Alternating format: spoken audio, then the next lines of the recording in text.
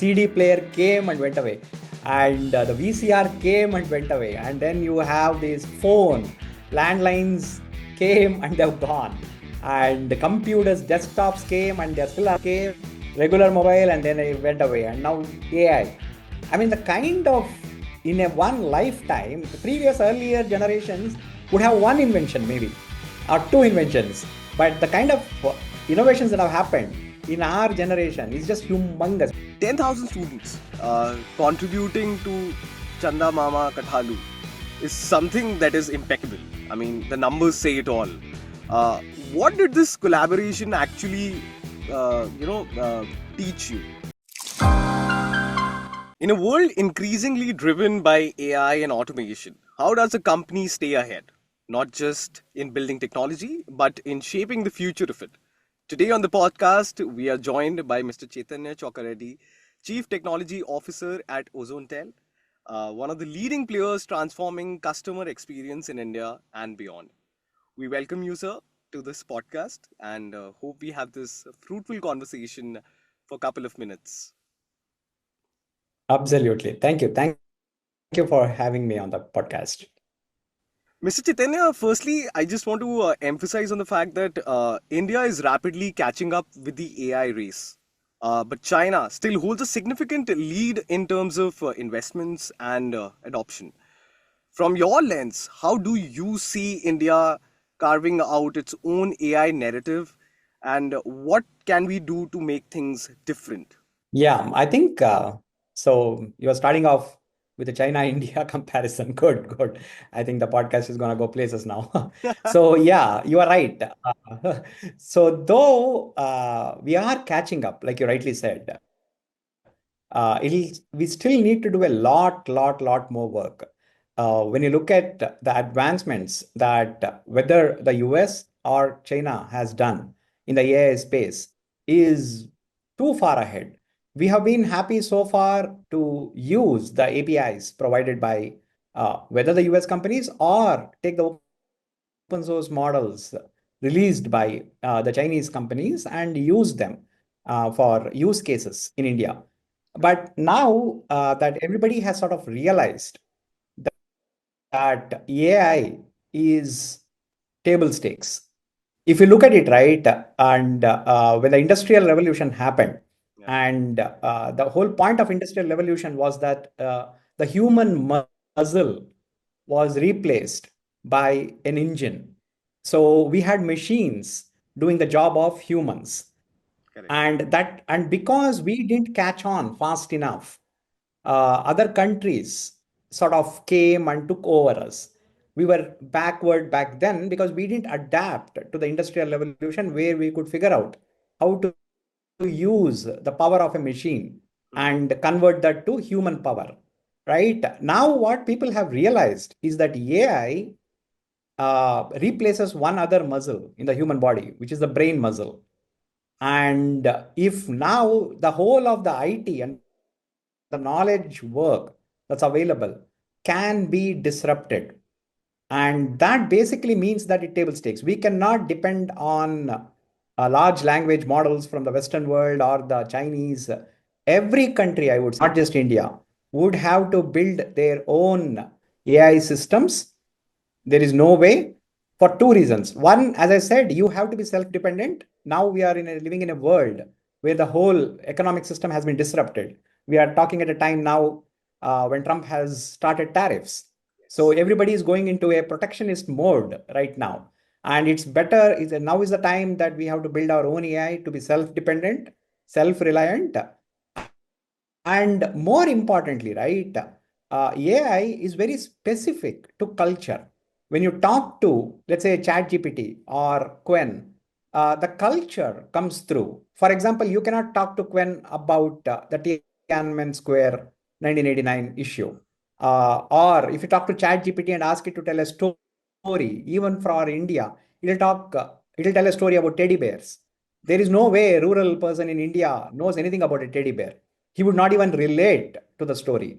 So it's high time that India should build its own LLM, and these are the two main reasons. We have to be self-reliant, and the culture has to be captured.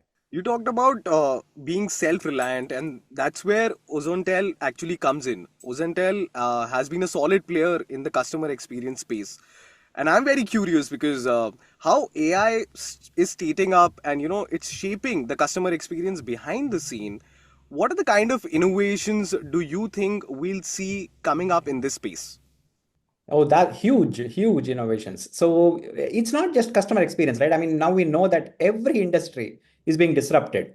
I'm sure next year, if we do this podcast, most probably it'll be my avatar talking to your avatar, and we would both be sitting out there just guiding those avatars. So even this industry will be disrupted. So every industry is getting disrupted by AI, and CX is no exception in that sense.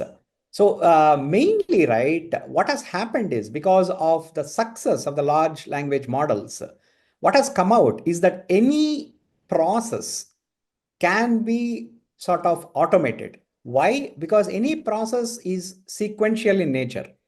And any process which is sequential in nature, you can train a sequence using something known as a transformer. So every process, right, like answering a customer query, for example, or fixing some errors in a document, any knowledge work, or making a sales call. When you make a sales call, you have to follow a process. You make a sales call, you have to ask certain questions, take some notes, and then update the CRM. So Correct. all of this is going to be moved away into an AI agent because it's sequential and it is repeatable. You make the same sales call 100 times a day, one salesperson. So it's going to be replaced because it's the same sales call in a little bit of variation. The other thing that we are observing is that the whole ecosystem is going to change. SaaS, software as a service, which we know is going to be disrupted completely. First thing that will go is the CRM itself, because right now we don't need structured data. All we need is a conversation. Correct. And once you have the conversation, you can talk to the AI and get the information that we want. So in that way, I think the CX space will be completely disrupted because conversation will become the key for all CX. And from the conversation, AI agents will run on those conversations and answer questions and solve problems for businesses. So, as human beings, we actually live on conversations. I mean, this is the mode of communication that has been followed up for years now. And now that AI has come into this space, we are actually getting more deeper and deeper into conversations. At Ozonetel, you are at the intersection of communication and AI. How are large language models changing the game for customer experience platforms? Yeah, this is a good point. See, AI has been around for 50 years now, more than 50 years. In fact, I remember back in 2003, our CTO, Atul Sharma, he was actually with Avaya at the time, and he had actually built a voice bot. This was in 2003, and for a voice bot for a airlines company. And I remember, I mean, in 2014, 15 again, a lot of chatbot companies came because again there was one big jump with NLP, natural language processing. So people have always been trying to automate for a long time, 20 25 years in this industry, but it was never completely successful for one reason, right? The AI was not good enough. It was always brittle. It would break. Large language models have changed that. That brittleness is gone. Now they understand conversations. Now they understand English. They understand language. Now, once the understanding came into picture and people started trusting the AI more, businesses started trusting the AI more, people are now willing to deploy AI into these processes. So, in that way, I would say that LLM has completely changed the landscape, mainly because it has brought in the trust, removed the brittleness, and it just works. Mr. Chaitanya, we come out from a world where we have seen the transition from being analog to digital, and then, like you rightly said, voice bot was something that skyrocketed, and we were blown out of proportions, seeing that yes, technology is getting better day by day. There has been a lot of talk about the future of LLMs, and some say that the future is really big. General purpose models are there. Mhm. Others believes that it's quite niche.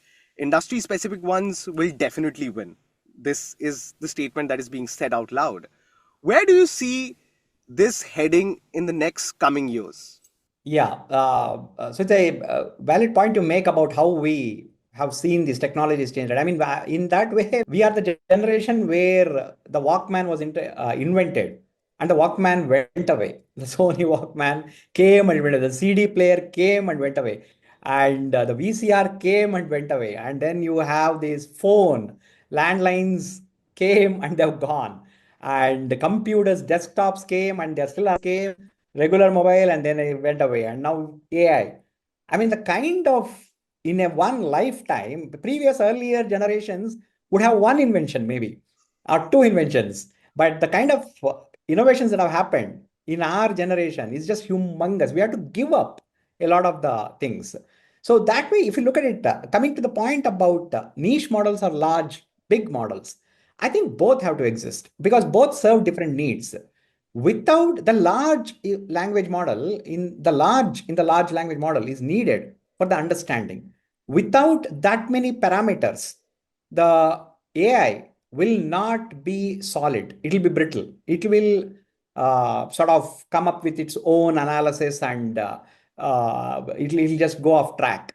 So to keep it on track, you need a large language model. There is no way out of it. But that said, niche models have their own advantage in the sense that you can sort of put guardrails using the large language models, but then tune those large language models to your specific use cases to make sure that it doesn't go completely off track.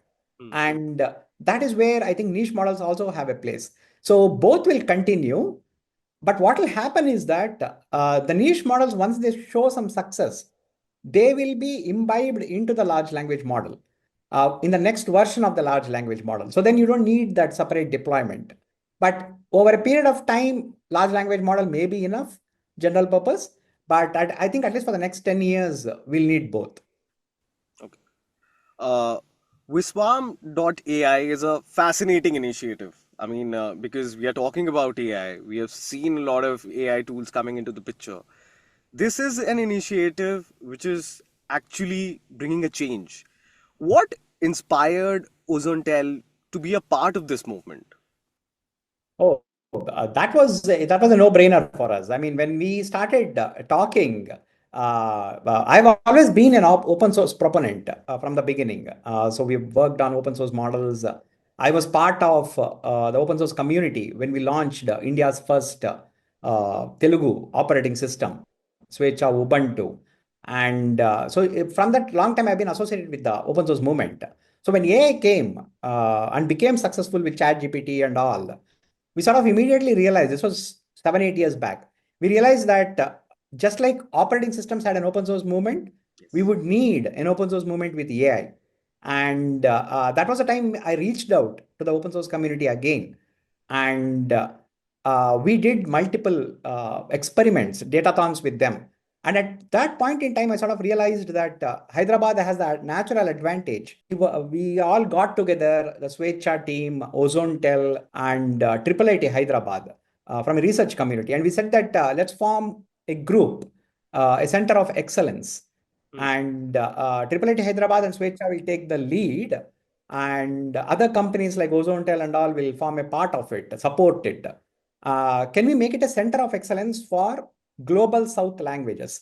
So we realized that AI works really well for English, but for languages which don't have a lot of data, digital data, AI doesn't work so well. So if I really want to make it work well for Telugu or Hindi, we need an alternative approach.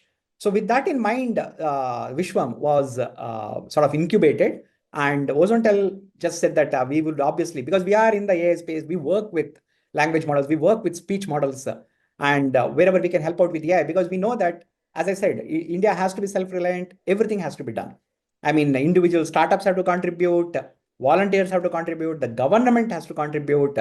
Everybody has to work together so that we have a self-reliant model. So that was the core focus. We said that, okay, let's contribute and be a part of the Vishwam community. Sir, just to dig in deep, I mean, 10,000 students contributing to Chandamama Kathalu is something that is impeccable. I mean, the numbers say it all. What did this collaboration actually teach you? One of the thing that we sort of realized with when I was talking to the open source people was that see, the reason AI is not good in our languages is because it doesn't have data. So what can we do to create this data? So at that time, I had seen one paper by Microsoft Research talking about tiny stories. They had released a model which would be trained on tiny stories. So I just randomly said, hey, look, tiny stories. We have a lot of stories in Telugu. I remembered Chandamama Kathalu from my young days. And I said that, can we get that data? So then the open source community said that, sure, we should get it. Let's take the books that are available, OCR books that are available, and let's get the digital data from those stories. We reached out to the Chandamama editors, we got their permission, and then we said that we are going to digitize. But how are we going to do that? Because there are like 40,000 stories, so much content. One person cannot do it. So what we did was we reached out to the engineering colleges in Telangana. We have more than 200 colleges in Telangana. So we said that, hey, look, you are all students. Can you contribute 3 hours in a day? We'll do a datathon. So one day, all of you come sit in the lab. Everybody has a computer lab. Every engineering college has a computer lab. So let's sit down. And can you just write one story from the Chandamama Kathalu or fix a story that has been OCR'd? And we did this process, and 10,000 students signed up. It was very surprising. I mean, we thought maybe 1,000 will come, but the teachers themselves were interested because it was about capturing the culture that resonated with the people. And within half a day, we actually had dedicated around 8 hours to build this whole data. But then within 3 hours, because we had so many people, I mean, each student, even three, four stories, we had those 40,000 stories with 10,000 kids, and one day we are done. So that was the power of crowdsourcing. And then we realized, hey, look, this is the model that has to be done and taken to the whole of India. Can we replicate this? Can we go to the next level? So 10,000 students was where we started. This summer we are going to do 1 lakh students, and so there'll be 100,000 students where we will train them on certain AI models. This will be done in Telangana. So we'll be training them on some AI basics, and their job is to go and collect. Each student is supposed to collect 10 hours of Telugu data, cultural data, and with which we'll end up with 100,000 into 10 hours is like 1 million hours of audio data with text, which we hope will form the foundation for the foundational LLM in Telugu. So the most amazing thing about this country is that the youth of this country is actually data driven and technology driven. They are not hesitant about the fact whether they want to Exactly. experiment with the data or with technology. They are happy to learn. And this is why this fascinating initiative came into place. And now that we have built the future, I mean, I think it's a high time for us to also build some fun. So let's do a rapid fire round where I'll ask you a few questions, and you just got to be a little candid about it. And let's see if we get some fiery answers from you. So the first question that I really Sure, want to sure. ask you is, if India had to name its own AI assistant, what would you call it? You put me in trouble here. If I answer some general, the first thought that comes to mind is name it after a mythological figure or something. And but in this day and age of viral social media, you name anybody with a mythological name, you'll have so many people behind you saying, "Why did you name it?" or "Why didn't you name this?" I am not going there. So the simple thing I would say is I would go with the director Shankar, who released the Robo Yeah, movie with Rajnikant. yes. I would just name it Kitty. What's one tech buzzword that's just overdone? Tech buzzwords change every year, man. I think this Hmm, year the tech buzzword that's being overdone is agentic. They call everything agentic now. yes. Uh, Mr. Chaitanya, if AI could take over one daily chore for you, what are you happily handing over? And I think it's very personal. Take care of my kids. Play with them. No, no, I'm just joking. I have fun with my kids. Maybe dishwashing. I'll take the whole loading of the dishwasher. So true. It's about everyone who is out there. I mean, this is one of those basic chores that they really want the AI to do. Okay. Absolutely. Um, Now you got to complete few things, the statements that I'm going to ask you. In 10 years, Indian AI will be able to. Show the way to do AI the right way. Okay. What's one tech trend you think will dominate in the next 5 years? Oh, the most important thing will be chat assistants. Hmm. Which industry will see the most AI adoption in the near future? Oh, every industry will change. But I think if you want me to ask one industry, I would say education. And which is absolutely the need of the hour. Coming back to the conversation, Mr. Absolutely. Chaitanya, Absolutely. from your vantage point, what does the future of AI in India look like? I mean, because this is the country which has been growing faster and faster. We are adopting all the technological trends that are coming in. So, what is the future of AI in India? And not just in theory, but on the ground level as well. That's an important point you make. See, that I'm not interested in AI just solving a very high level problems, right? But people talk, let's say Sam Altman, for example, has always been saying that AI is or AI or AGI, we're going to lead to AGI. And from AGI, when AGI comes, basically AI will do every job. So what does that mean for the people? And what are we supposed to do? And so these kind of questions will start coming up. For me, it's about AI is for me successful if it is able to really help everyone and not just people, let us say, who speak English or that kind of a thing. See, if AI is really in India right now, a person who knows English Hmm. and a person who doesn't know English, the gap is too much, Correct. especially let us say pay wise. If most jobs require a person to know English. I mean, if AI really worked, we wouldn't need to. For example, you and me both have learned English over 15 years. Yes. Maybe we liked it, maybe we didn't like it, but now we have trained ourselves to speak in English. But if AI really worked, maybe I would be speaking in Telugu and you would be speaking in Hindi, Yeah. and we would still be able to have this conversation without lag, like you said. Yes. And that for me is the ultimate goal, where people don't think about who they are or what language they are speaking, and they speak naturally without having to think twice. For both of us, English is not a natural language. I have to first of all translate in my head before I talk to you, and I need to make sure that I'm not making a mistake. I don't want that. I want a world where I just say what I think in my mind, and the AI should be good enough that you understand what I'm speaking, irrespective of whether you speak my language or not. So I think from that perspective, I see AI will take us there.